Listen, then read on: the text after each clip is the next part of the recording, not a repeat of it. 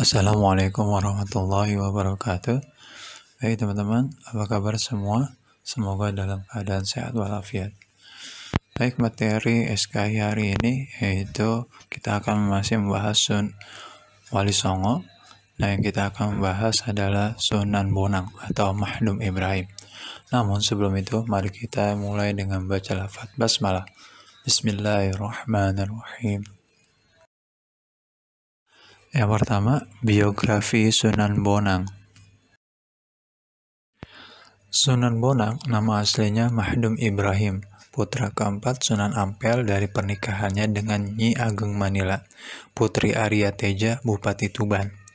Tokoh ini diperkirakan lahir pada tahun 1465. Silsilah keluarganya bersambung dengan Rasulullah SAW lewat ayahnya Sunan Ampel sampai ke Sayyidina Husain bin Ali dan Fatimah putri Nabi Muhammad SAW.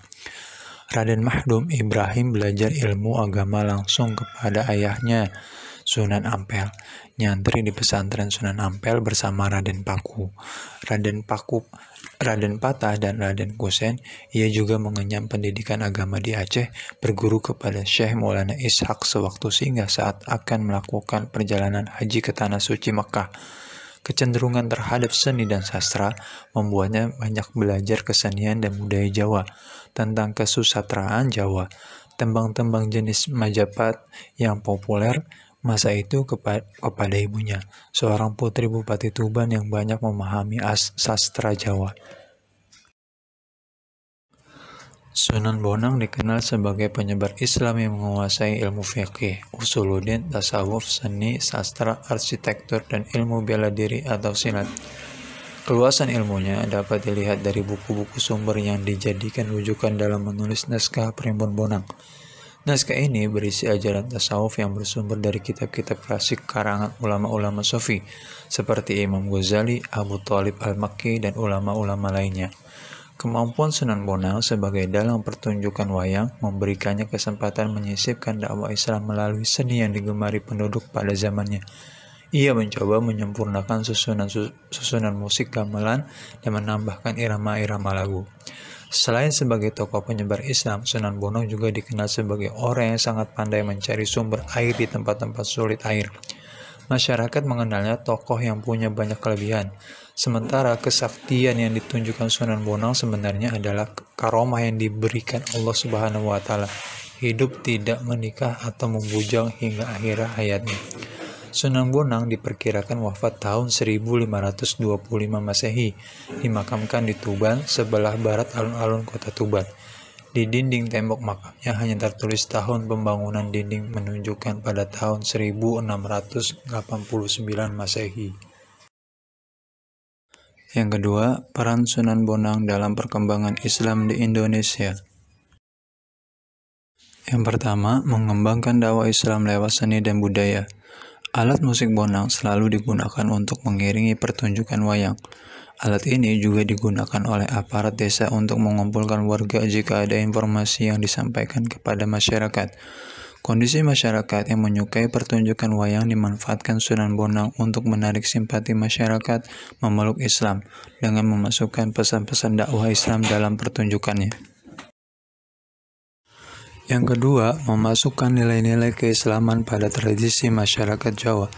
Masyarakat Jawa mengenal ritual Pancamakara dalam ajaran Tantrayana, yaitu sebuah upacara yang dilakukan dengan duduk mengelilingi makanan di tengah-tengah dengan seorang cakreswara atau imam sebagai pemimpinnya, membacakan mantra-mantra. Melihat tradisi yang dilakukan masyarakat, Sunan Bonang mengisi tradisi ini dengan upacara kenduri atau selamatan dengan doa-doa Islam, sebutan Anyakrawati atau pemimpin lingkaran cakra, diberikan kepada Sunan Bonang karena ikut meneruskan tradisi dan mengubah isinya bernilai ajaran Islam. Yang ketiga, menyebarkan dakwah melalui karya sastra Suluk Wujil. Naskah Primbon adalah tulisan Sunan Bonang, memuat ajaran tasawuf yang mendalam. Tulisan ini merupakan hasil bacaannya yang bersumber dari kitab-kitab klasik. berisi ajaran Islam dan nasihat-nasihat para ulama yang merujuk tulisan ulama sebelumnya, seperti kitab Ihya Ulumuddin karya Imam Al-Ghazali, kitab Talkhis Al-Minhaj karangan Imam Nawawi, dan kitab-kitab lainnya. Selain itu, Sunan Bonang juga menulis tentang pengetahuan tasawuf yang lebih mendalam, yaitu karyanya berjudul Suluk Wujil yang ditulis dalam sastra Jawa berbentuk tembang. Karya ini masih tersimpan di Perpustakaan Universitas Leiden, Belanda. Yang ketiga, sikap positif dalam pribadi Sunan Bonang. Yang pertama, penyebar Islam yang gigih dan ulet. Kegagalan Sunan Bonang berdakwah di Kediri karena melakukan dakwah dengan pendekatan yang cenderung keras membuatnya dimusuhi oleh tokoh-tokoh ajaran Bhairawa Tantrana. Kondisi ini tidak membuat ia mundur mengembangkan dakwah Islam.